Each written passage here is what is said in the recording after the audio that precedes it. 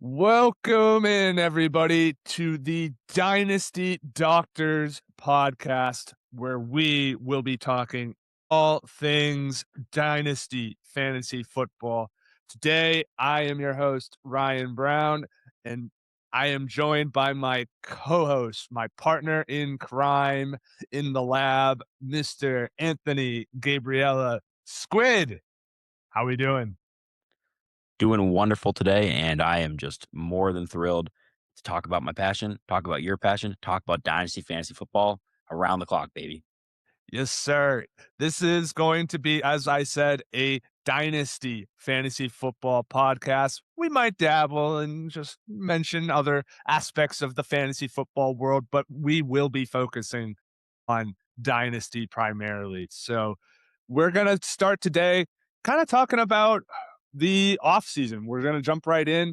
Post Super Bowl, obviously, our Patriots couldn't get the job done against the Seahawks in the Super Bowl. Tough one to watch. Not even gonna we're not even gonna talk about that past what I just mentioned. We're straight into the offseason, folks. So we're gonna talk about some offseason trades that have already gone down, what kind of impacts they're gonna have on the fantasy landscape.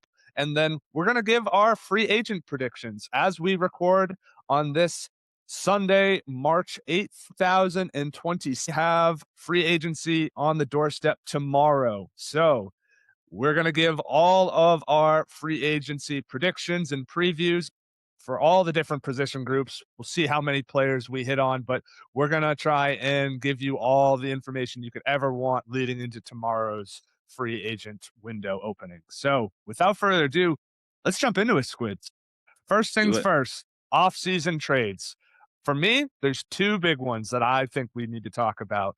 Obviously, if there's any others that you think we need to talk about, we'll do that as well. But I think the two big ones that we got to talk about are David Montgomery being traded from the Lions to the Houston Texans, and then DJ Moore getting traded from the Chicago Bears to the Buffalo Bills. So I'm thinking, let's start with the running back, David Montgomery. He's getting traded to the Texans for a 4th-round pick, a 7th-round pick, and then they threw in an offensive lineman. And I'm going to be honest with you, Squid, I've never heard of the guy. Never heard of the guy myself as well, but What are nonetheless, your thoughts on David Montgomery going to Houston? How does this affect his own trade value? How does this affect the current Houston running back situation, like Woody Marks and maybe even Nick Chubb if he sticks around? And also, how does this affect Jahmyr Gibbs? as a proud Jahmyr Gibbs fan, I was jumping up and down in my living room when that happened. This one has a major effect on the Dynasty landscape right now. So first off, I'll start with the Houston room there. They really needed that extra punch that David Montgomery is going to offer. David Montgomery right now, 28 years old. This offseason, he'll turn 29 before the week 1 starts next season for Dynasty. So he is an aging running back, an aging asset, which, that's something that's a buy now player, obviously. It's for a win now player. So David Montgomery is a guy who's going to score a lot of touchdowns if they have a lot of goal line opportunities, which we will see with Houston. They're a team, that was very up and down on offense last year. So it's a punch they need there. I'm not sure about the offensive line that they are going to put out there. I don't know if you saw they let I believe it was their left tackle go to, they traded him to Cleveland.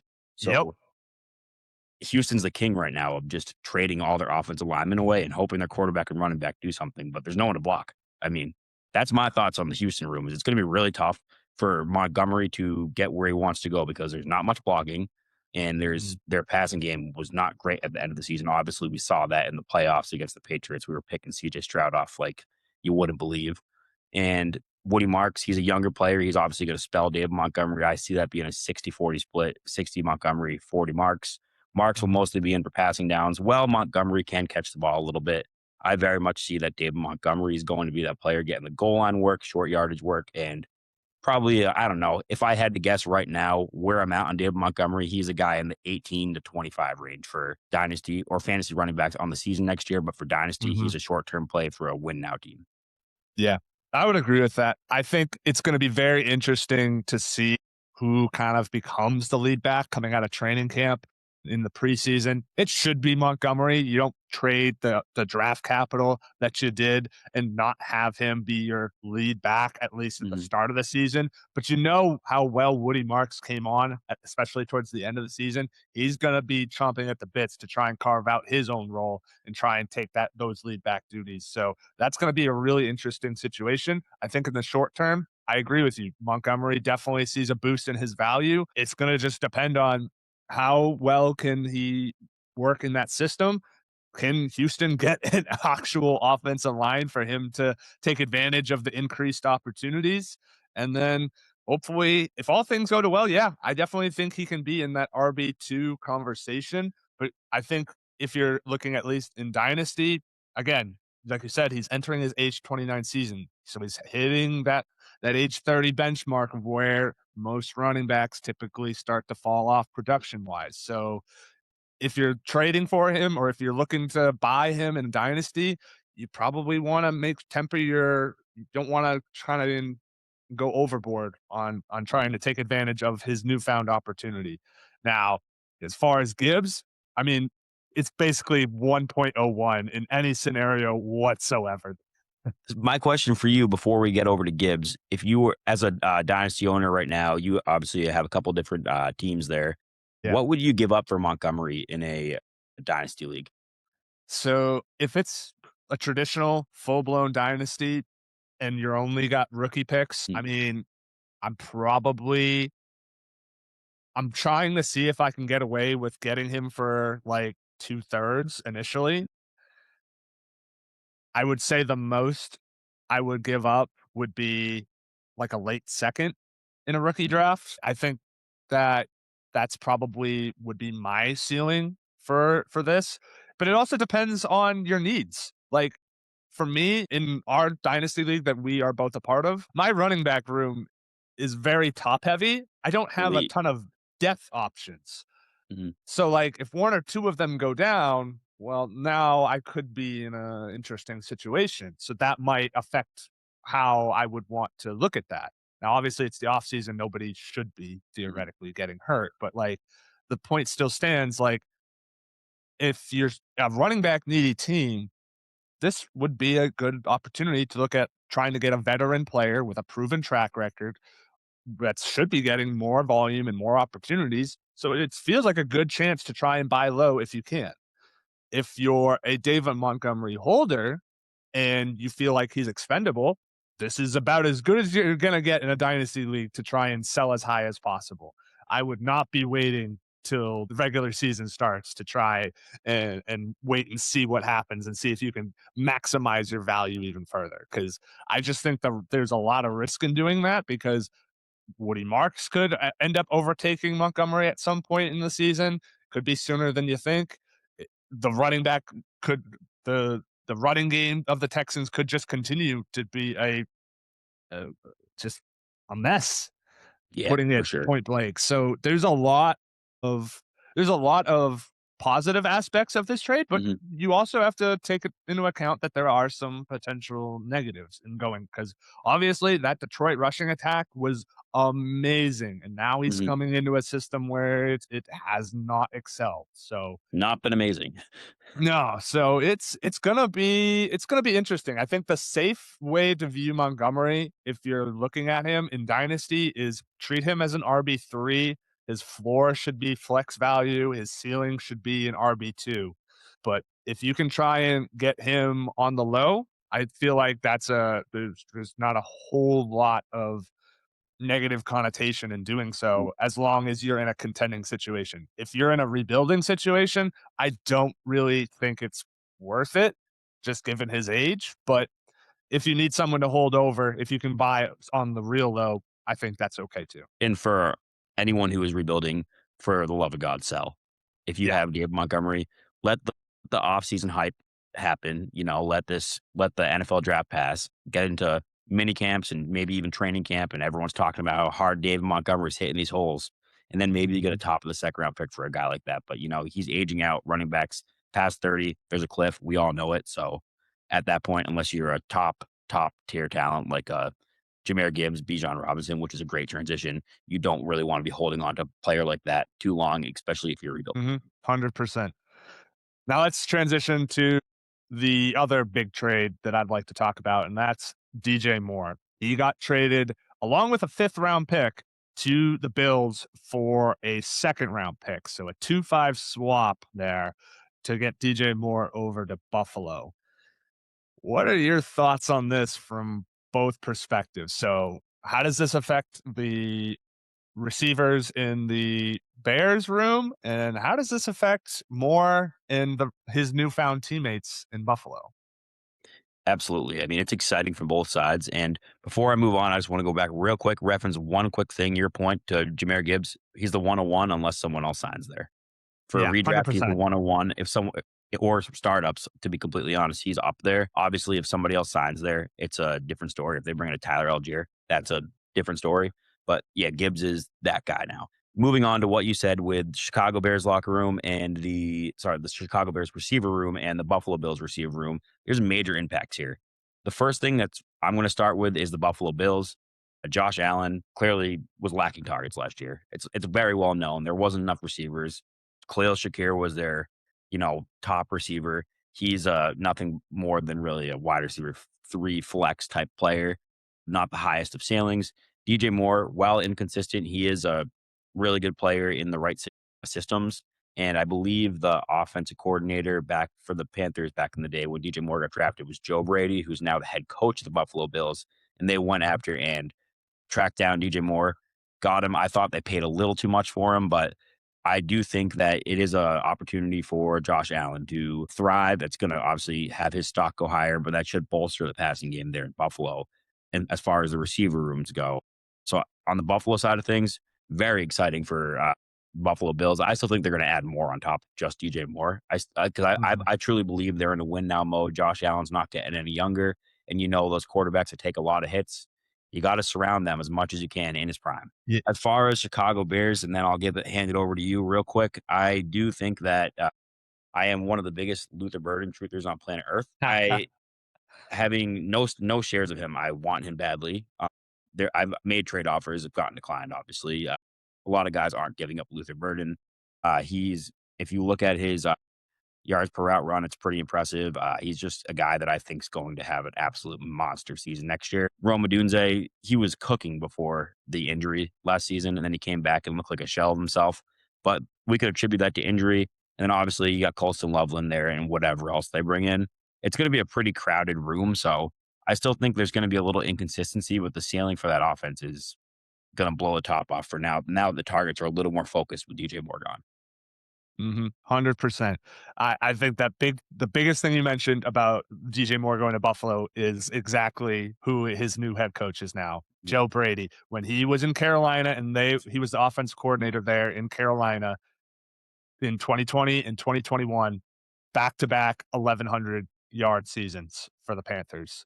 Now, am I expecting DJ Moore to do that in Buffalo? No. But I think 1,000 yards, if this is their wide receiver room, if this is their receiver group, if they don't go and add anyone else, I think 1,000 yards is certainly on the table for Moore. Obviously, last year he looked like a shell of himself, but I also feel like he got completely phased out of the system. He was basically marked as the odd man out in Chicago, whether it was just he didn't fit with the Ben Johnson system or what.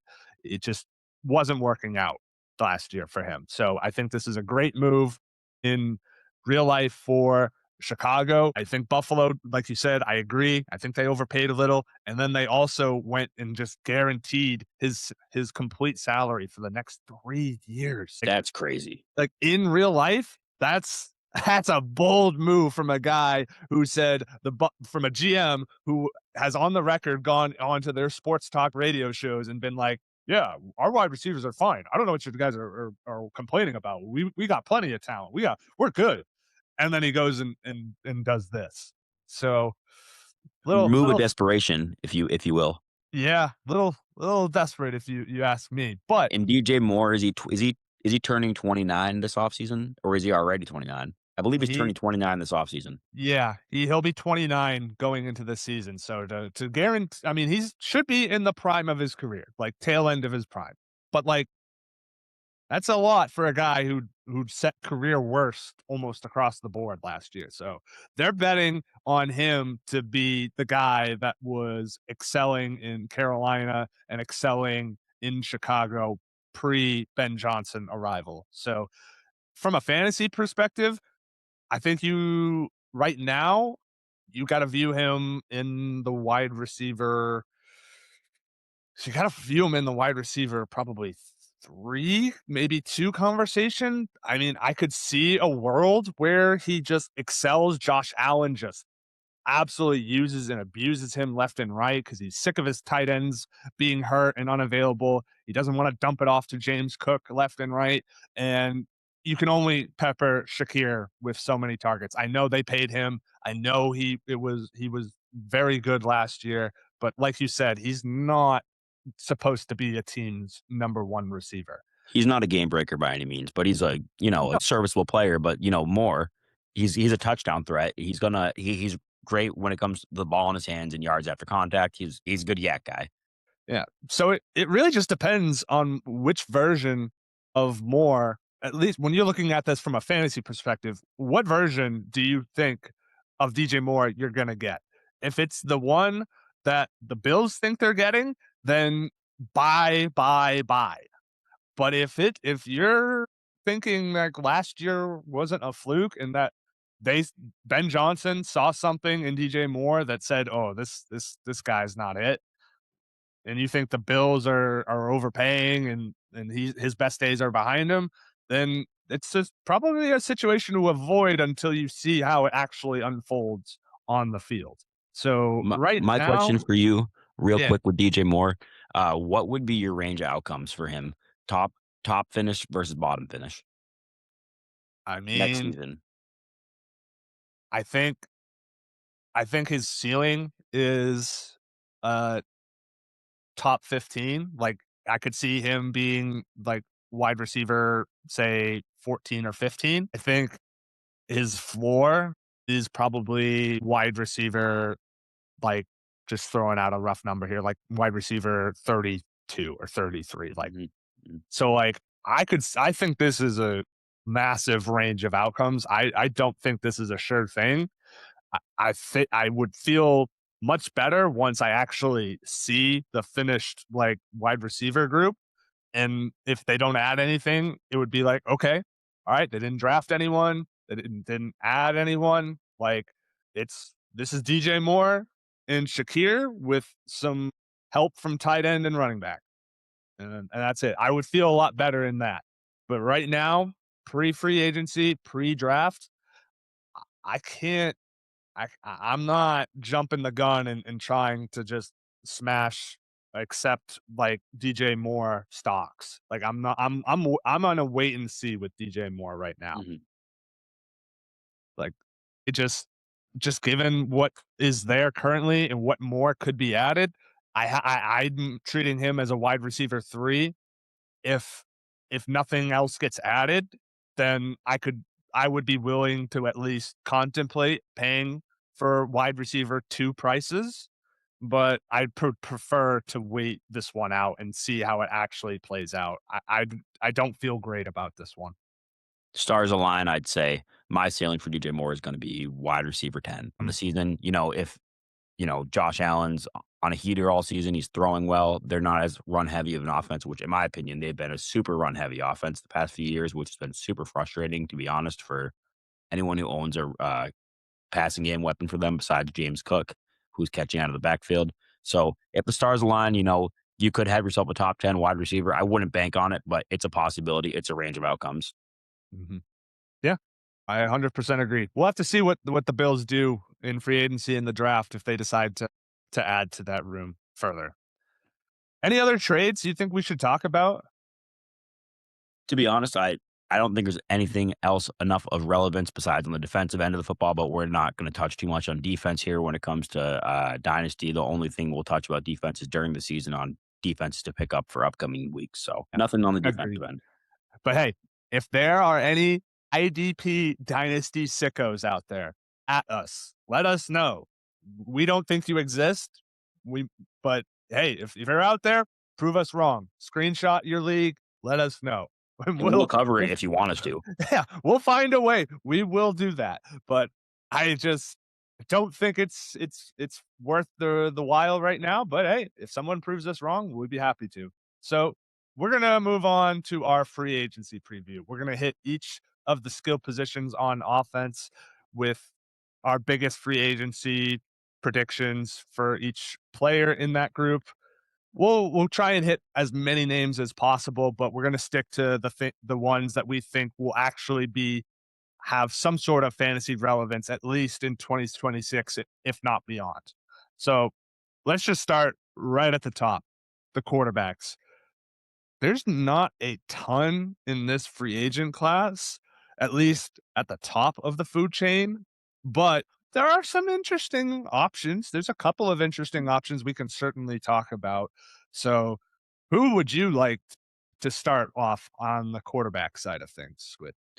Absolutely. I'm going to start with a guy who was playing a backup role last year, who I think is going to sign the biggest free agency deal this free agency window here, and I think that's going to be Malik Willis. I think Malik Willis is going to sign the biggest quarterback deal on the open market this year. I don't know where it's going to be. I could very much see him following Halfley to Miami there, or there's a couple other destinations I've heard his name thrown out with, but I think he is going to be the big ticket item. Not sure if he's actually good or if he was just a product of LaFleur's scheme, which, by the way, for let's make this clear now that we're on episode one, I'm one of the world's biggest Matt LaFleur haters. One of the world's biggest haters. The guy hates hyper targeting guys.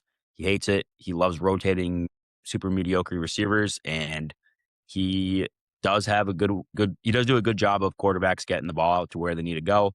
So I could see that being why Malik Willis was so good. But, there's a world where he signs somewhere and he's a, 15th overall quarterback in fantasy football, and that's exciting because he has some rushing upside.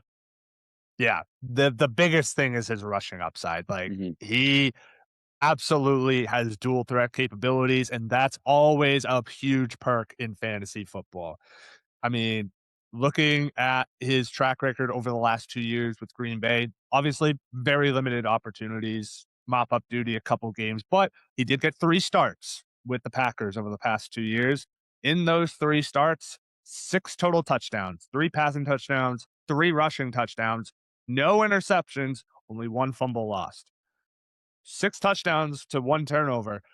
I mean, I know it's a small sample size, but he looked good and a high completion percentage to boot. I think it was 85% in his games played with the Packers over the past year or 2. So, And for anyone out there who is playing Dynasty, by my stats on Sleeper, he is rostered in 72% of leagues right now. So that means there's 28% of Dynasty leagues out there that Malik Willis is not rostered.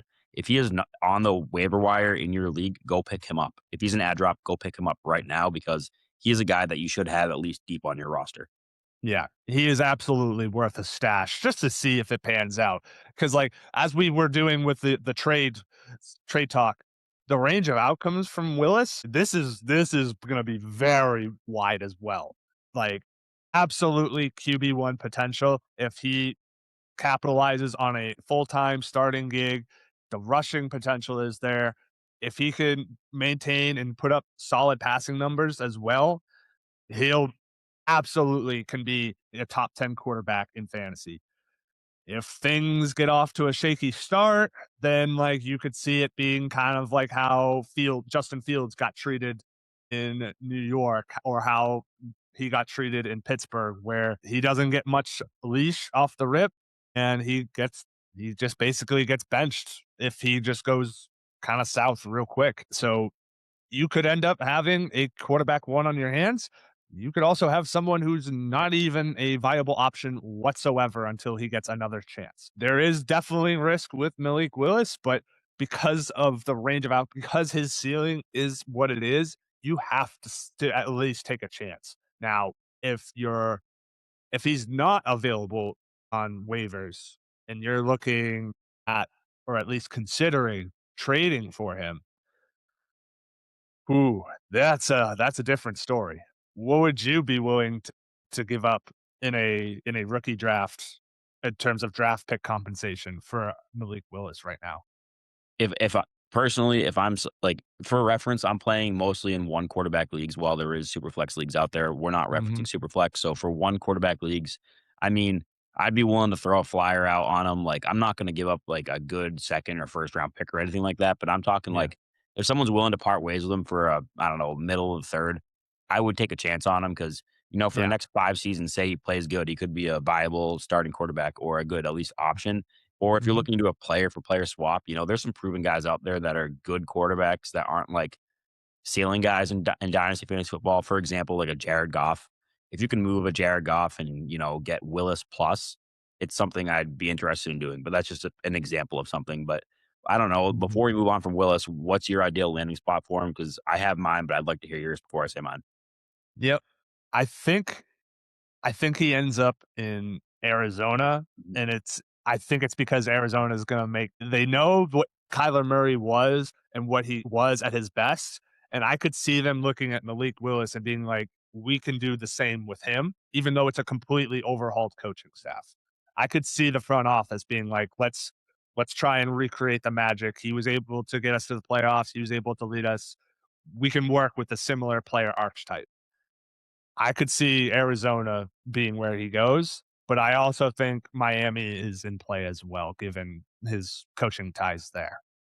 I would love to have a differing opinion of you, but in my opinion, that's the ideal landing spot for Malik Willis, considering he's got a rushing upside. There's Trey McBride, there's Marvin Harrison Jr., there's Michael Wilson, and to be honest, Lafleur's brother is the head coach there now, so I can just very much Mhm. see that happening, and that's the place that I think he will have the highest range of outcome is Arizona. I could Yeah. see him having a I don't know Geno Smith Seattle like resurgence there. And if he goes to Miami, that'll be an interesting situation. No Tyreek Hill. Jalen Waddle is still there, but it's like, what else do they really have? Is he going to play I, more than half a game anyways? And every time he plays, his hammies gets tight and is out yeah, of the game midway. Same, I mean, Chan, just Yeah. like I feel like that would be a tough uphill battle for him to consist. His rushing stats would be maxed out for sure. There's no doubt about that. I think they would scheme up a lot of read options for him down in Miami, but passing wise, that would be a scary proposition. So Absolutely. I think he goes to Arizona. I think that's his best fit, but we'll see where he ends up. The next quarterback that I'd like to talk about, and I think there's really two big ones, Kyler Murray. Obviously, if there's a quarterback vacancy in Arizona, that is under the proposition that and the expectation that the Cardinals are going to release Kyler Murray at the start of the calendar year. So, Kyler Murray, a guy that has absolutely been capable of being a QB1 in fantasy football. He's got multiple top 5 finishes at the position in his career, but when he's not healthy, he's it's tough to defend him, and the 3 of the last 4 years, he has not been healthy. He has missed 27 games in the past 4 years. That's a lot. It's a That's lot. that's a lot of games to miss out on. That's 7 games a year. That's almost half the season. So it's gonna be interesting to see where Kyler Murray lands. Obviously, when he is healthy, he has quarterback 1 potential, and as long as he has his legs, even if he's doing if he you could make a emoji noise with how his little legs run. I mean, it's just crazy. But in terms of Kyler Murray, in terms of his future fantasy stock, where do you sit with Kyler Murray? There, it's such an interesting situation. In my opinion, it's one of the biggest things about free agency this year, especially for the dynasty landscape at quarterback, because I think there's one obvious landing spot, and I have a lot of Minnesota Vikings fans in my life. I live right on the border of Minnesota, and there's a lot Mhm. of people that really want Kyler Murray in Minnesota. Obviously, Justin Jefferson, Jordan Addison, TJ Hawkinson, potentially another running back or 2 running backs they add, whatever that may be. They need a quarterback. 9 ain't cutting it. They need a quarterback. It's the ideal landing spot. If anyone's going to fix Kyler Murray and get him playing good ball again, it is Kevin O'Connell. It's just a match made in heaven. If Kyler, mark my word, if Kyler Murray signs with the Minnesota Viking, the stock is going way up, and he has quarterback one overall range of outcomes. Because let's be honest here, at one point in Kyler Murray's career, he had a top 5 quarterback season for fantasy football all time. There was one year he had a top 5 overall quarterback season ever for Dynasty Mhm. fantasy football because of his rushing upside and his ability to push the ball downfield. So we will see, but that is an ideal landing spot for Kyler Murray. Oh, 100%. I am all in agreement with you there. If he doesn't go to Minnesota, I would be shocked. It would be because he just doesn't feel like he would have the full support of the team to have, because he would obviously think that JJ McCarthy is they think he's their guy, even though I think it's pretty clear that there are at least doubts amongst the front office there. So Minnesota 100%. Do I think that's where he actually goes? I don't know. I have a bad feeling about this one, Squid. I have Don't ba get Kyler. I have a Don't bad sign with the Jets. I have a bad feeling, and you read my mind like a book. I have a bad feeling he's gonna end up in New York with the Jets. I It's really like hope I'm wrong with that. it's dynasty roulette here with you and me because I just traded you Kyler Murray last year, and if he goes to the Vikings and he becomes that guy, I'm really gonna regret that one. If he goes to the Jets, I'm gonna be so happy I traded you Kyler Murray. So it's I'm interesting. as I'm already sitting on Justin Fields. So if he ends up going to New York, well, now I would have literally 3 starter backup tandems at the quarterback position in our league. And that's got to be the most embarrassing thing ever, because none of them are top end options really at the moment. So that would be a really scary proposition. But Weird place to be. yep. So we'll see. Hopefully for Kyler Murray and Kyler Murray owners, he bounces back. He finds his way to Minnesota, and he's able to resurrect his career there. If he ends up with the Jets, he's probably going to be a more viable COD option. 100%. And there most quarterbacks get 1 bye week a year. Everyone knows Kyler gets 2 bye weeks a year. It's the week the new Call of Duty is released, and then his actual NFL bye week, and then probably throw a couple injury weeks in there. But Yeah. yeah, very wide range of outcomes for one Kyler Murray. Yep. And then for me personally, there's a massive gap from there to the rest of the quarterback options in this free agent class. We could talk about Aaron Rodgers, I suppose, but I Mhm. think everyone kind of thinks he's going to retire. And even if he doesn't, he's just a year to year guy at age 42. So dynasty implications, it's just, he's just a injury fill in. The rest of them, to be honest, are pretty much streamers.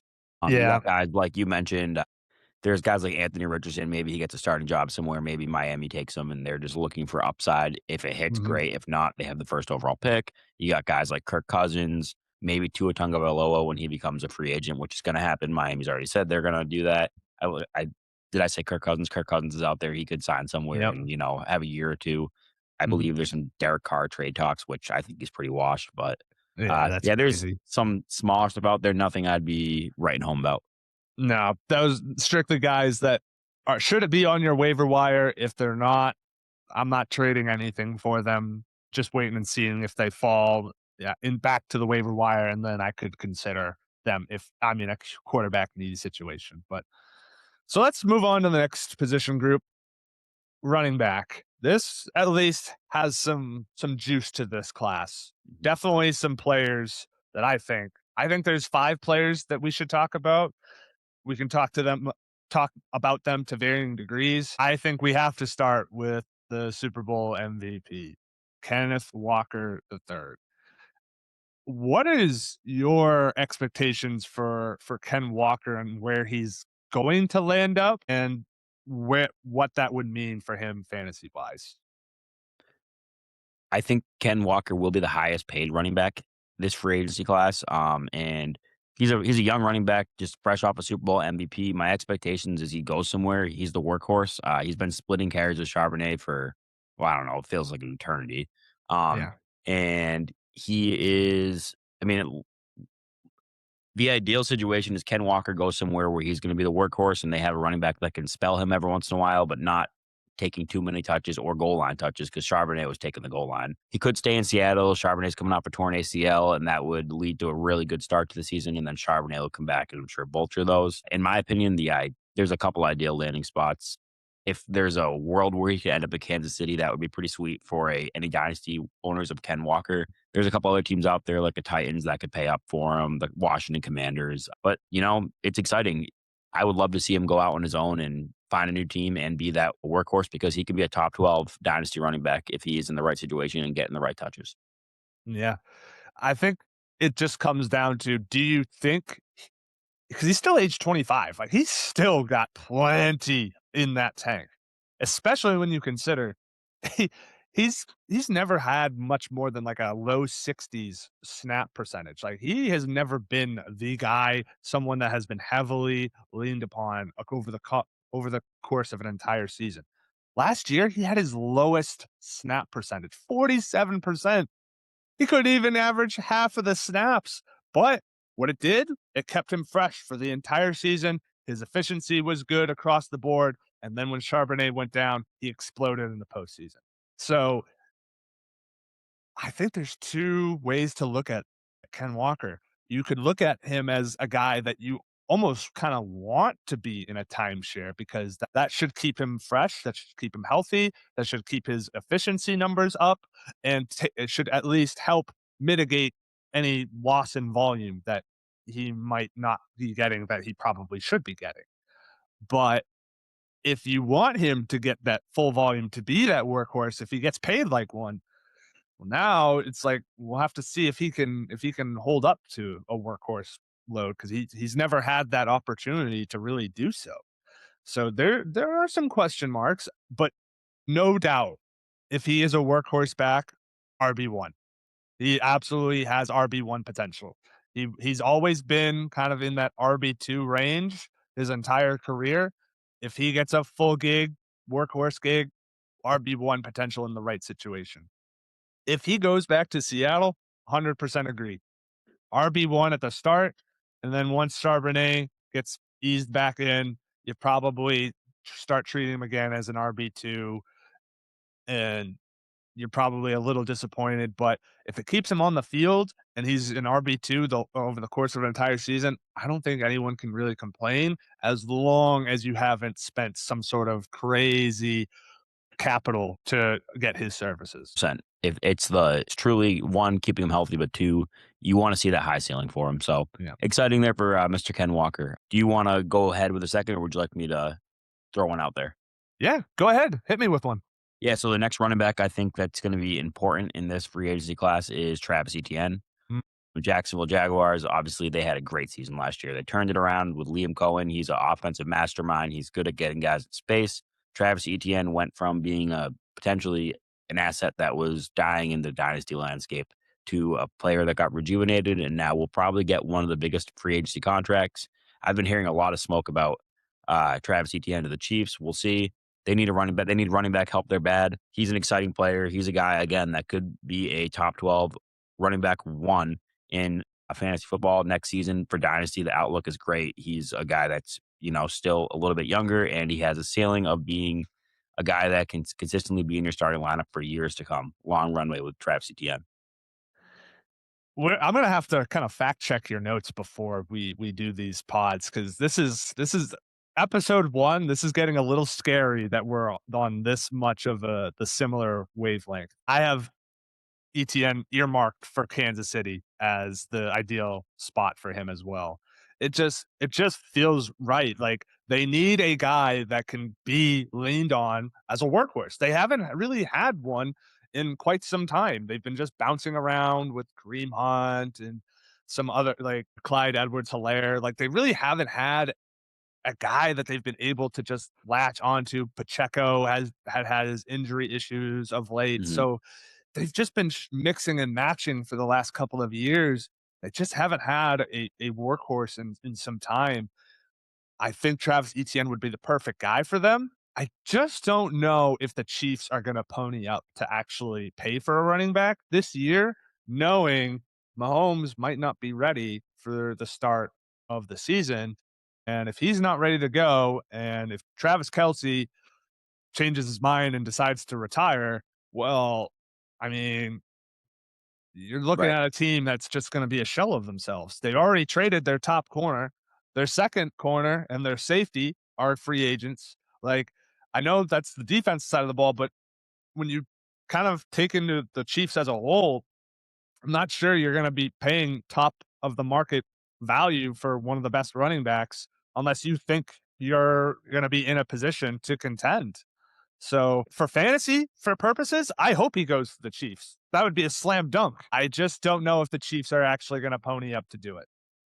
But if they do, he's got a track record. He absolutely can be an RB1. I mean, he's only age 27. He absolutely can be a top tier running back for another contract. But For sure.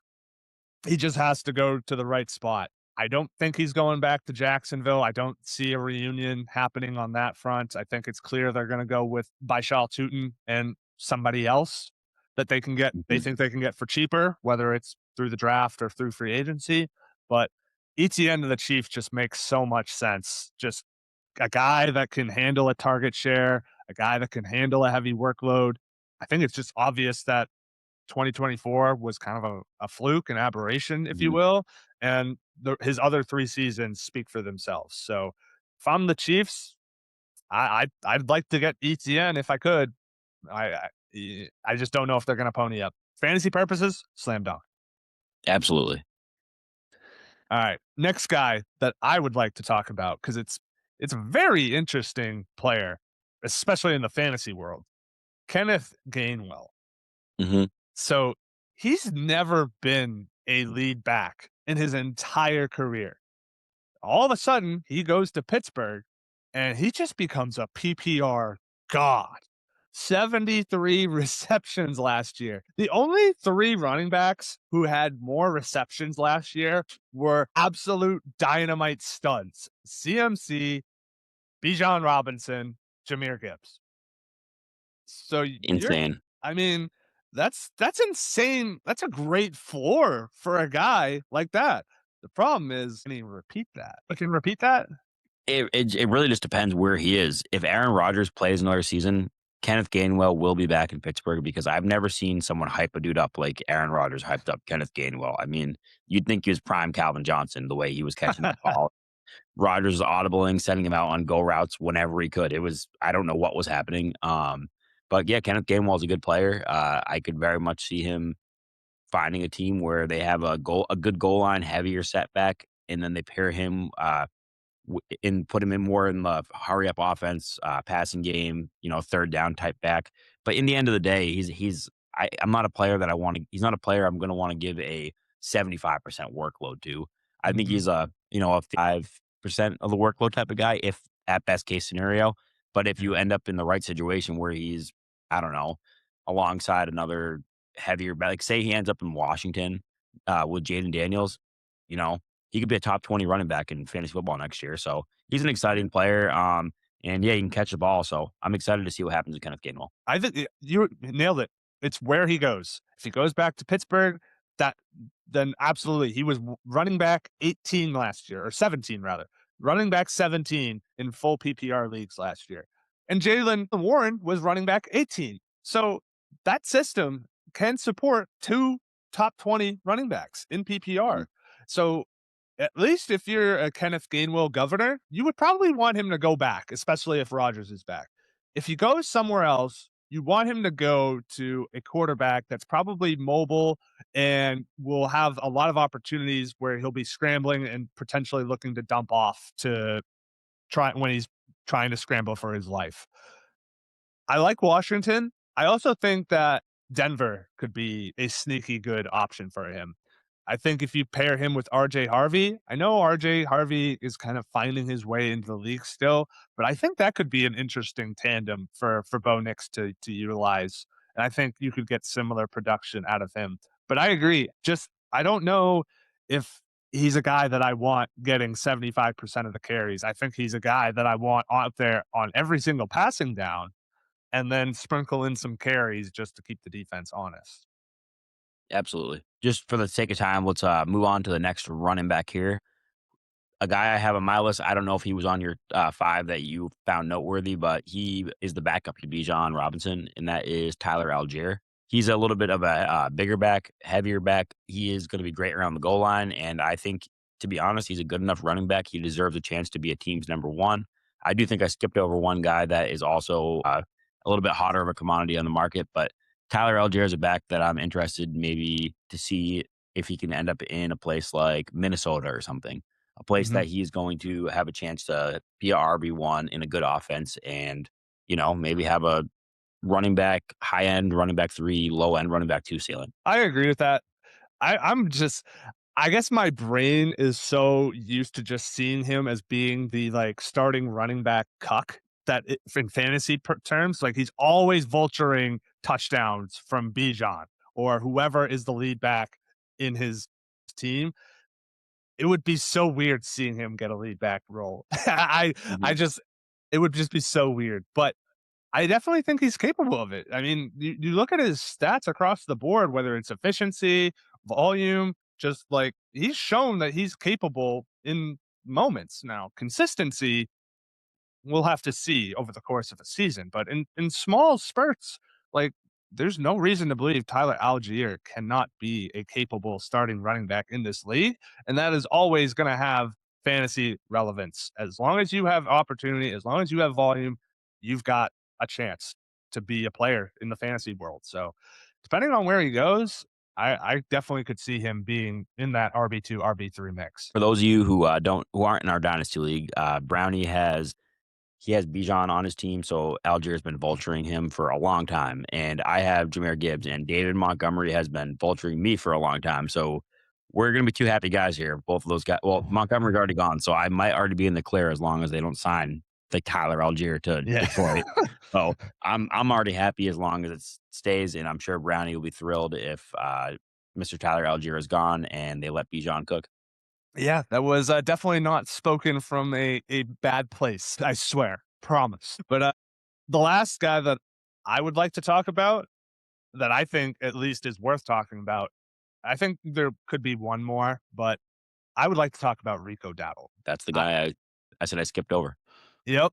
I think it's gonna be really interesting to see what his market is like. He really got 0 utilization the first 3 years of his career, and then 2 years ago in Dallas, the full-time, the starting running back gig opens up, 1,000-yard season. Leaves, tries to cash in, goes to Carolina. Interesting landing spot for him, given Chuba Hubbard is there. Then they had just drafted Jonathan Brooks, but it worked out for him. Another 1,000-yard season. But at the end, he kind of got this the seesaw effect kind of went full blown, and he was sitting at the bottom going into the playoffs. And he really didn't see much action in that game. So I doubt he goes back to Carolina, given that that is a crowded situation for him. If he were to go to a situation where he can be the lead back, but he doesn't have to have 80, 75, 80% of the carries, where he can get 60% of the carries and he can stay fresh over the course of the season, I feel like he could absolutely be a player in fantasy for another couple of seasons. So where do you think he should go? What are your thoughts on Rico Dowdle? So Rico Dowdle, I was a believer in Dallas.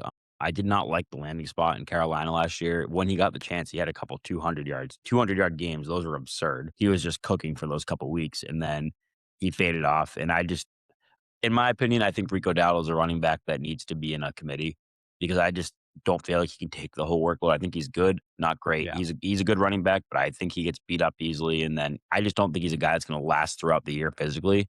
So Hmm. he's someone I want to see in a committee. Again, I'm going to keep going back to this because I don't think Washington's running back room was quite good enough last year. I would like to see Hmm. a guy like him go to Washington. But yeah, Rico Dowdle's a player that could definitely give you some juice. He's starting to age a little bit. So if he ends up in a good landing spot, for me, I would cash in and, take a pick for him or take a different young player for him. But I think it's pretty clear Carolina and Rico Dowdle are heading towards a breakup because at the end of the season, last game, Rico Dowdle pretty much gave his goodbyes in a post game interview. He's like, "All right, see you later, Carolina. Nice Yep. knowing you."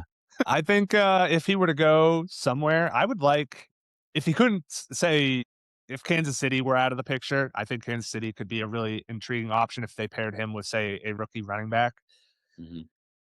I think Jacksonville could be an interesting pair him with Tootin, see what happens. He gets to be Sure. the lead back, but he doesn't have to be a feature back. I think that's what we've been talking about is the situation he needs to go to. Etn has flourished in that capacity. I don't see why Rico Dowdle couldn't at least put up similar numbers, not exactly to the degree that Etn was putting up, where we're talking about top 5, top 10 finishes, but I could definitely see Rico Dowdle being solid RB2 numbers in the right landing spot with the right situation. Absolutely Him for another couple of years. 100%. Him and that's actually I didn't even think about that landing spot for, Dowdle, but him and, Bichelle would be a perfect 1-2 punch there. They complement Mhm. each other well with, Tootin's got a little more speed and Dowdle's got a little more, in between the numbers, offer a little punch and, he's a traditional running back, if you will. Yep.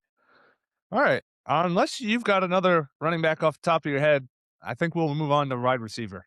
Yeah, this is where the money is made, folks, the wide receiver Oh, position. this is definitely the deepest class of the skill position groups, and it does make sense, but very interesting at the top. So I think we might as well just go right after it with Alec Pierce. That is the big money name on everyone's mind. He's 20, I think he's 26 years old, going into his fifth season in the league. I don't know where I sit on the fence. I feel like I'm actually right on the fence when it comes to Alec Pierce.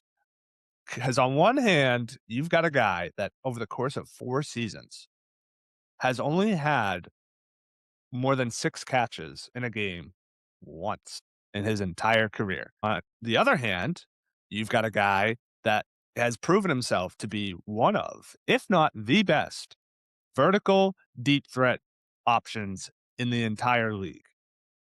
So, from a real life perspective, teams are going to be probably throwing him the back because he's got age, he's a big bodied receiver, he can catch in traffic, and he absolutely keeps the defense honest. He will attract attention no matter what. But he's just, it's like, what more does he offer besides that deep threat? I know, he has to be working on trying to have develop more of an intermediate threat to his game, but it hasn't shown itself much on the field yet. So this is a very interesting situation for me. In terms of fantasy, where do you sit with Alec Pierce? It's so interesting. So, I like what Shane Steichen does in Indianapolis. I think he's a good offensive mind for the court. I believe he calls plays and he's the head coach. He's one of those guys. Hmm, When it comes to how Alec Pierce has been used, he has been used as a guy that's essentially a clear out guy. He's running go routes all game long, which first of all sounds exhausting, but he's a specimen. He's 6'3". He's really fast. I mean, he's great at going up and getting the ball. He's in the DK Metcalf type of physical specimens for outside wide receivers. It kind of sucks for a fantasy role because he's just constantly running deep.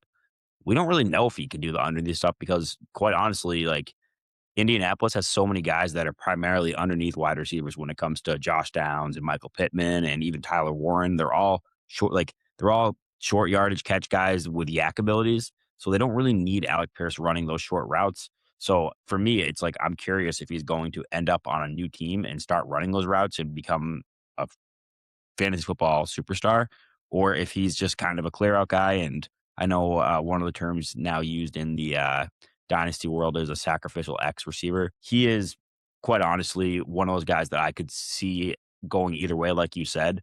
But I'm trying to read the tea leaves here, to be honest with you, because it's a weird situation. I've been hearing that Michael Pittman might get released because there's like big cap hit and they can save money on the cap if they release Michael Pittman, which will allow them to have the money to bring back Alec Pierce. But at the same time, if they were going to do that, you think they'd do it by now because we're less than 10 hours to free agency.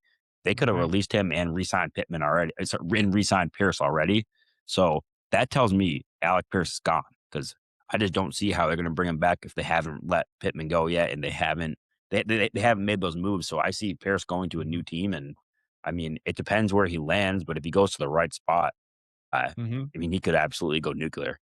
Oh, 100%. I mean, the dude was I think he was in that RB wide receiver 3 finish last year, just on his vertical deep threat ability alone. So, like, if you give him more volume and you give him those same opportunities with a better offense, so to speak, because the Colts offense just fell off a cliff after week 9, I think it was, week 8 or week 9, kinda when Danny Dimes started having those knee problems that led to his eventual injury. I just I think there's so much potential with Alec Pierce, but it's really what side of the lens do you want to use? Like, what lens do you wanna use? Do you look at things from "Okay, this is his past production.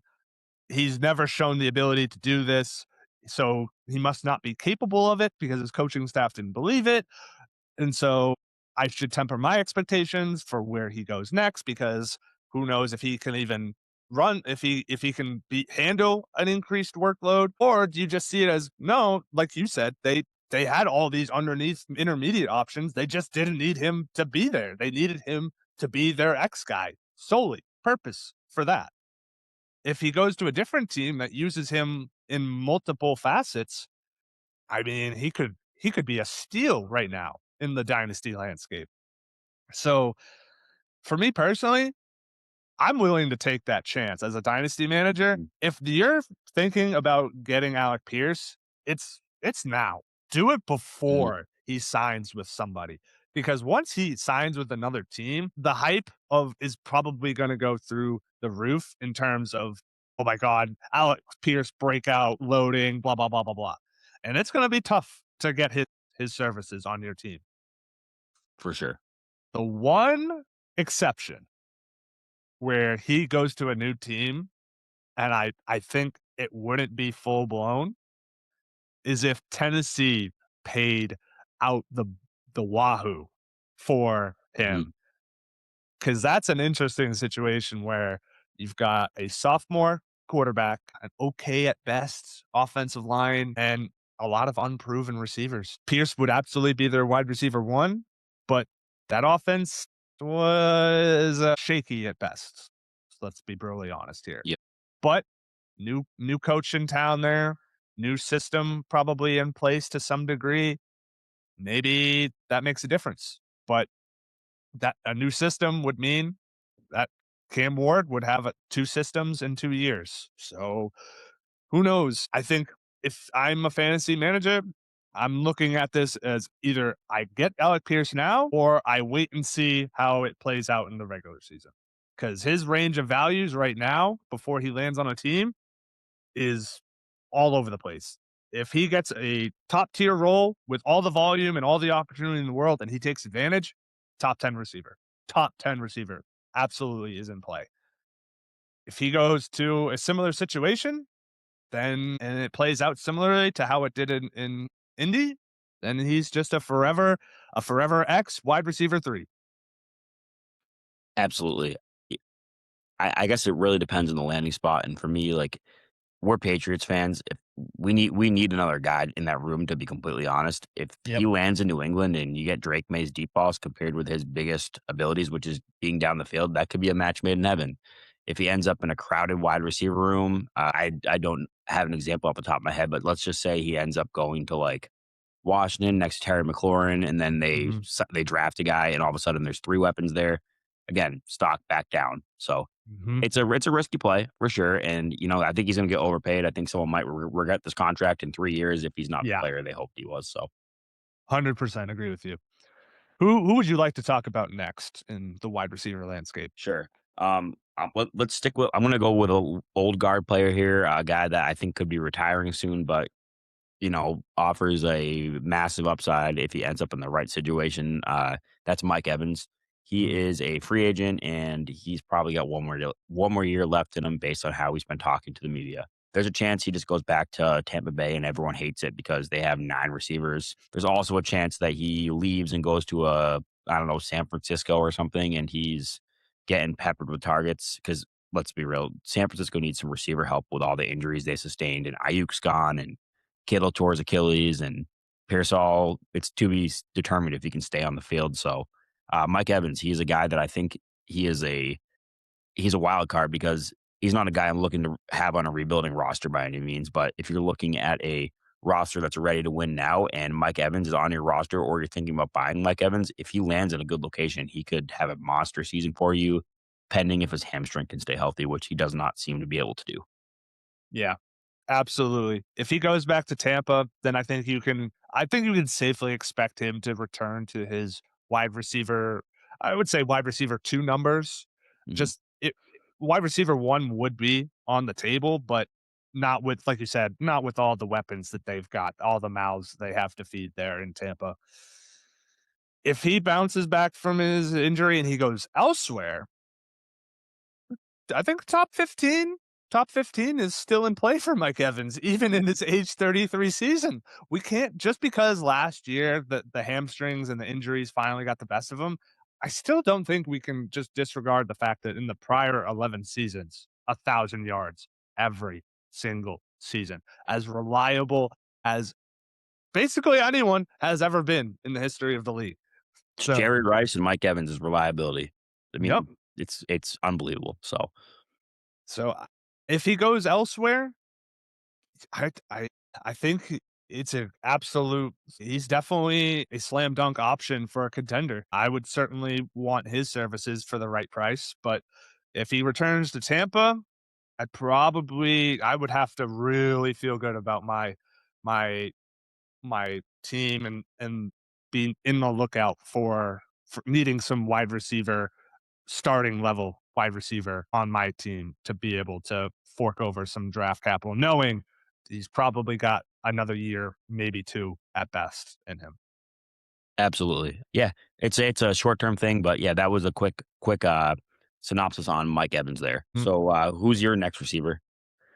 Well, let's talk about one of the former Green Bay receivers. So, Romeo Doubs. I wanna get your thoughts on Dobbs here because for me, I just find it so hard to trust him as a fantasy receiver, but I know he's good. I know he's a good receiver, but it just seems he can never parlay it into any actual fantasy meaningfulness. Do you think he needs a change of scenery and he'll actually become fantasy relevant more than just say a flex or wide receiver 3, 4? Or could he actually go back to Green Bay and it all finally clicks? So for a guy that I'm a guy that believes in Romeo Dobbs personally, and obviously I know you do as well. You had him on your roster for a long time. You and me actually just made a trade where I received Romeo Dobbs from you in a trade, and I'm buying Romeo Dobbs everywhere I can. For the most part, it's a little bit of a risk because, again, like you said, is he just a good NFL player or is he fantasy relevant? I, like I said, of the belief that Matt LaFleur is a fantasy football terrorist. I think he just hates receivers getting more than like 60% of the snaps. He rotates guys in and out, and I just don't Mhm. think Dobbs has ever gotten the target share required to be a fantasy football difference maker. With Yeah. that said, I've spent so many hours in the lab watching Romeo Dobbs film, and his release is amazing off the line of scrimmage. He's really good. He has a great release. He learned it from Devontae Adams back in the day. He's really good at getting off the line of scrimmage, getting open, and getting those short yardage touchdowns. He's a reliable first down guy. I think he has a higher ceiling than it's being shown right now. I don't think he's good enough to be a wide receiver 1 by any means, but I think if he ends up in the right spot, he could be a meaningful low end wide receiver 2. And for Mhm. a person that is looking to is looking to fill out a wide receiver room, I think Romeo Dobbs is a buy if he ends up in the right spot. But again, that's playing dynasty roulette there. You could buy Mhm. Romeo Dobbs and you could sign in a place like, I don't know, Oakland, for example, where they literally have Trey Tucker and nothing else. And he gets just the mother load of targets and he's getting 10 targets a game, 6, 7 catches, and gets, 70 yards and a game and 10 touchdowns. It's a range of outcomes if he ends up in the right spot, a la Jacoby Myers. Then Bro. there's the outcome where he ends up in, I don't know, let's say Green Bay, and he just sits there and rotates with Matthew Golden and Jaden Reed and Christian Watson and Dontavian Wicks and whatever 6 other third round picks they draft that are receivers Yeah. as well. So it's a wide range of outcomes. Yeah. I have a hard time believing the Packers will pay him like another team will just to bring him back. They have so many receivers, like you said, they don't need to pay him what he'll fetch on the open market. So I think Agreed. the change of scenery should help him. And I was reacting so much with what you said because I literally that is exactly what I thought of when I started doing my homework on Dobbs. I'm like, this guy is going to end up in Vegas and he's going to slot in and take the Jacoby Myers role. That's what's going to 100%. happen.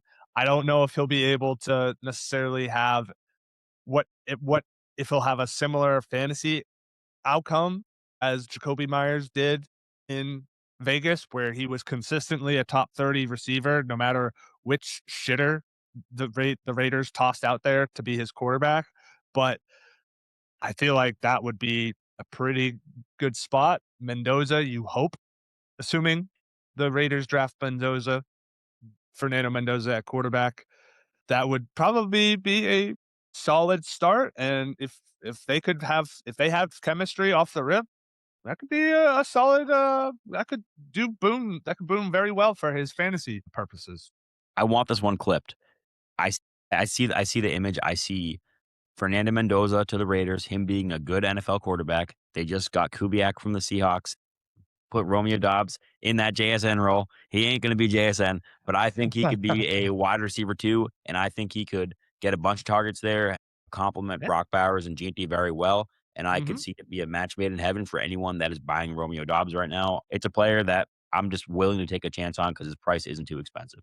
Yeah, absolutely. Definitely a buy low guy for sure. He's only 25 as well. Mhm. He's not even really entering, not even at his prime yet. So For absolutely. sure. Couple of other directions we can go here at wide receiver. I want to just quickly hit on Rashid Shaheed Mhm. because he's gonna make money somewhere because of his kick return prowess. But that's a real life. That is not something you can just bank on for fantasy purposes.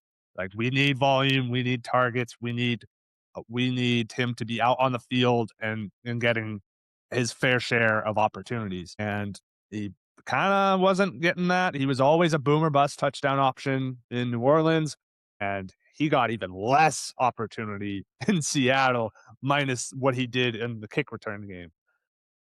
Do you think he has any sort of like real fantasy value in a dynasty format? The only value he has in dynasty format is to have on your bench that he can, say your receiver has a bye week, you have some injuries happening, and you just put him in there and hope he catches 2 deep balls for, a huge game and wins you a week. But he's not a guy Yeah. that I'm looking to consistently start in a dynasty league. But, I see a match made in heaven with Josh Allen there to complement Shakir and DJ Mhm. Moore because Allen has a cannon of an arm. And to be honest, they could use a deep threat like that. So if he ends up in the right spot, he's a guy you could throw into your lineup, but he's not a guy that I'm going to ever rely on.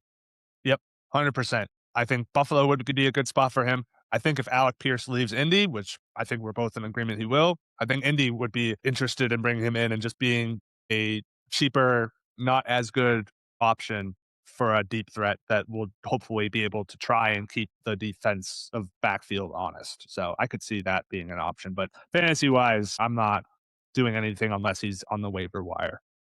Great real life player though. Yeah. Any other options? There's a couple more options here that we can certainly talk about. There's one I definitely want to talk about. But who would you like to talk about next?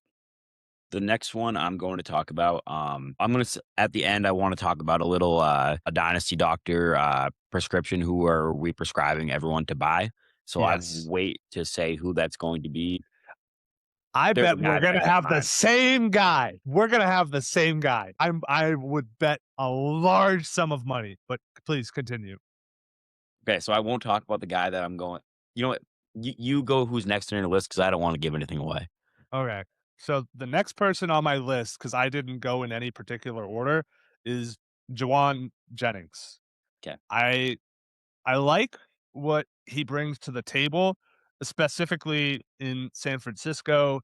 Big bodied receiver. He has a nose for the end zone. He can play through contact and he can stay healthy. Now, there was a little bit, he did miss a couple games here and there, but 15 touchdowns over the last 2 years. So he took advantage of all those San Francisco injuries and became a very much a red zone threat for the 40. And now, like you mentioned earlier, Kittle's probably going to miss a chunk of the season with the torn Achilles. Who knows what, if anything, you can get from Ricky Pearsall? Ayuk is absolutely gone. They've already publicly said he will not be playing for that team. Speeding past the facility. Shoo! See you later, San Fran. And then I just don't know if they can run CMC into the ground again. I'm sure, I mean, for my fantasy purposes, I would love that. But I don't think they can reasonably do that if they really wanna keep him going for as long as they would like to keep him going for. So I feel like Jennings should be a high priority for the Niners to retain. I know they've publicly said they want him back. I don't know if they'll be able to make the money work, but if he returns to San Fran, like, I think he could absolutely, with a healthy quarterback room, hell, even if it's not, if it has to be Mac Jones, like, Jennings can suffice with either quarterback in that situation, but I think they need to be healthy across the board for him to reach his full potential, because in the current situation, he is the primary threat right now with no Kittle and likely no other options. So if San Fran retains Jennings and brings back, say, I know this wouldn't happen. I know they wouldn't bring back a Debo Samuel, but if they did, a player of that ilk, then, like, I would love Jennings to be a Mhm. sneaky wide receiver too, but I think you gotta kind of, at least for dynasty purposes, given he's age 29, I think you probably are best treating him as a borderline 2, more so a wide receiver 3, until you kinda see how the 49ers revamp their roster, specifically at the skill positions, wide receiver, going forward. Absolutely. Jawan Jennings is definitely a player that is very useful. He has a lot of good fantasy games. He produces, he scores touchdowns, he can make big plays. Any team would be lucky to have a guy like Jawan Jennings. Now, who do you wanna talk about next before we get into our prescription? Um, let's. Well, I have a couple tight ends I want to talk about, and then we can get into our prescriptions. So I'm Sure. assuming we're both going to talk about receivers. Yeah, Okay, yeah, fair enough. Cool.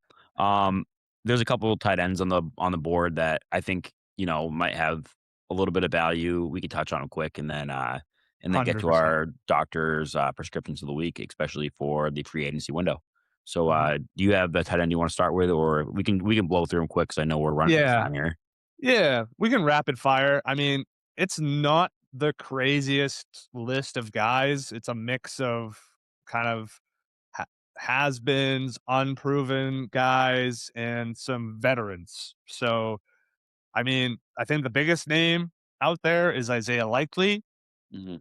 but he's a guy that, again, has been stuck behind Mark Andrews, and even when he had the chance to when Mark Andrews has missed time, likely has never really been able to fully capitalize and blow up. So I feel like in the right situation with a full-time role with not a whole lot of competition at his position, he could be somebody, but I'm not sure. I'm not sure if he's ever meant to be a top tier tight end, even though the talent is unequivocally there. 100%. Likely my problem with Likely is he's not a blocker, so he's essentially playing a big slot or a big he's just a big wide receiver essentially, and he's not playing enough snaps. He's not on the field for blocking, so it limits what his upside is. So Mhm. he's a guy that could have a good outcome, but not anyone that I'm writing home about or trying to make sure I have before he signs some big contract. I think he will get paid, but I just don't think Yeah. he's a game changer by any means. Yep. The next tight end that I'd really want to touch on real quick is David Njoku. Cleveland, he's a big boy. He's super athletic. He's great at breaking tackles. Cleveland's like never had a quarterback. The one quarterback they had that did well with him was Joe Flacco when Flacco was there, I believe it was like 2 years ago now, the Mhm. first stint. Njoku was just scorching hot. If you get Njoku in the right offense, I think he could be a game changer, possibly. But again, that's just if he lands in the right spot. So, Yep. I feel like that's kind of a similar situation for Kate Otten. That's really the mhm, only other guy that I wanted to hit on because I feel like guys like Travis Kelce, he's either going back to Kansas City or he's retiring. Like, and the rest of them, er, yeah, Goddard. Maybe you could mhm, say still has the at least a chance at being a top 10 tight end but I just think he would have to go to the perfect landing spot and have like the best possible outcome for mhm, him to realize that. Otherwise, he's just a backup tight end on your team. But yeah, Kate Otten, I feel like is similar to Njoku, where he at least in terms of he's had he has the playmaking ability, but the volume has never been consistent. When the Buccaneers receivers went down in previous years, he stepped up. But then last year, even when the injuries were there, the production, the opportunities were sparse. yeah, So it's a very interesting situation. So I'm interested to see where Kate Otten goes. Again, these guys aren't really anyone that I'm spending much, if any, draft capital on. Maybe a third or a fourth at most in a rookie draft, but likely is probably the only one where I would even think about it, just given his age and the mhm. skill set that he at least has. Absolutely. He's a younger guy, and he's a guy that, could blow up. The other everyone else is a little bit older, and it's more of a short-term rental trying to Mhm, patch a hole, which is typically the tight end room for, most dynasty owners in the world where you don't have Brock Bowers or Colston Loveland or Trey McBride. mhm. Yep. All right. As we wind down here, we're gonna try and do this every episode. Our prescription of the week. And it could be for anything. It could be like you're playing your best friend in Dynasty this week. Get ready to get a dose of this player because he's gonna go off. Or hey, if you've got this player, you might want to go back to the pharmacy and see what the most you can get for him because it's this is as good the most money you'll ever make trying to sell his value. So we can go anywhere we would like to with this, but this week, like you said, it's going to be in terms of our free agent class. So, Squid, take us away. I really hope we don't have the same player just for the fact of the, entertainment factor. It'd be hilarious if we do, but, the player I am telling everyone to go out and trade for, to go out and buy, that I'm prescribing you to go get is Wan'dale Robinson. It sounds like we had the same guy. I I can't make this stuff up, man. Can't make We didn't talk, people. We did not talk. Go buy Wan'Dale Robinson. I just did in one of our leagues, in the league I'm in with Brownie here. Um, he had 92 receptions on the year last year. He had over 1,000 yards. He is a free agent. He's going to get a bag if he ends up in the right spot. Yes, he's small, but if he ends up in the right spot, he is a difference maker when it comes to PPR fantasy football. He's what 25 years old, and I Mhm, think he's a guy that could be getting those short targets a la Monroe St. Brown, a little smaller, but the same target share. I'm talking 90 to 110 targets per season and having mhm. huge seasons when it just comes to PPR scam. And he's a guy I would go out and buy if he lands in the right spot. For example, like Tennessee. I think he's signing in Tennessee. There's no way we had the same destination for him too. That is crazy, bro. Like, all the sources are saying, like, either maybe he goes to the Jets or maybe Tennessee, but I've heard a lot of Jets for him. Man, imagine if Tennessee ponies up for both Pierce and Wandale. That'd be a match made in heaven. Boy, if they that could be a game changer for the Titans. I'm not saying that would make turn them from a 4-13 team to like 11-6, but like you're starting to put some pieces there for sure if you can get the both of them. Um where do I pivot to for mine? Ooh. Ah. I'll, All I'll right. I'll go on about Wandale for a minute while you think about it. Sure. Um, what?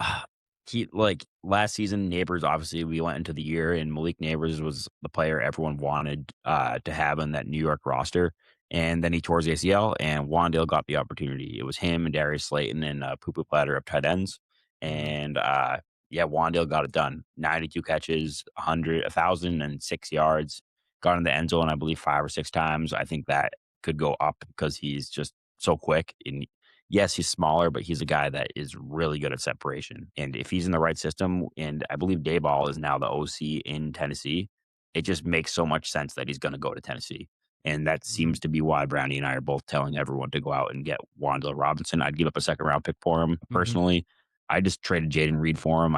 I thought it was a pretty even swap because Reed could end up somewhere else in the future and be good. But again, he's in that crowded receiver room. So for me, I saw the upside with Wan'Dale and I was going to pounce on it. Yeah. All right. This isn't gonna be a good one. It's not a good one. Didn't have a backup plan, so that's on me. Always gotta have a backup plan for these type of things. But my prescription of the week is gonna be to hold Stephon Diggs. If you are a Stephon Diggs owner, do not jump the gun just because he got released and you feel like that what you saw in New England with another 1,000-yard season, don't jump the gun and think that that is the best that he can do. He had so many top 10 finishes over the course of his career, whether it was Buffalo or Minnesota, and then going into Houston. Obviously, that didn't work out with the ACL injury, but he bounced back last year. And while it was inconsistent, he had 5 different top 15, and I think it was 4 top 10 finishes at the position weekly, weekly position finishes. He can be a serviceable fantasy option, even going into his age 32 season. So even though it'll be his third team in 3 years, most likely, because I don't see him going back to New England on a cheaper deal. I don't see him going back to Houston. They drafted multiple receivers a year ago. They're unlikely to be interested in him. I don't know where Diggs is going to go, but wherever he does go, he will be fantasy relevant. You just have to wait and see. And especially if you're a contender, I think he could absolutely be of service to you. But even if you are stuck with him in a rebuilding situation, I would still wait just a little bit longer and see where he ends up. It's a good call. It's not a guy you're not gonna get a lot in a trade for him. If you trade No. him, don't release him. Definitely don't release him, and, yeah, hold him and hope he ends up in a good spot. I don't know why to me, it just screams and it's a weird spot. To me, it just screams Atlanta. I saw that Mhm. cut Darnell Mooney, and they don't have literally anything next to Drake London, and they need someone to take the attention off of London a little bit. I could see him going there, getting put in the slot and, having another Stephon Diggs season. Yeah, 100%. All right, man. Any final thoughts before we call it a debut episode? I'm no other final thoughts on players. Just I'm so thrilled to be doing this. We will be constantly providing content when it comes to Dynasty fantasy football. It's one of our passions, and it's something we want to talk about. I'm thrilled to talk about it, and I'm excited to cover all of the landing spots that happen. It sounds like we're gonna do it midway through free agency here, and do something on Tuesday once we have a better idea of landing spots, and that'll be a stock up, stock down episode. 100%. All right. Well, I think that's going to do it here. So for Squid, I am Brownie. We will bid you all adieu and see you on the other side of free agency. Later.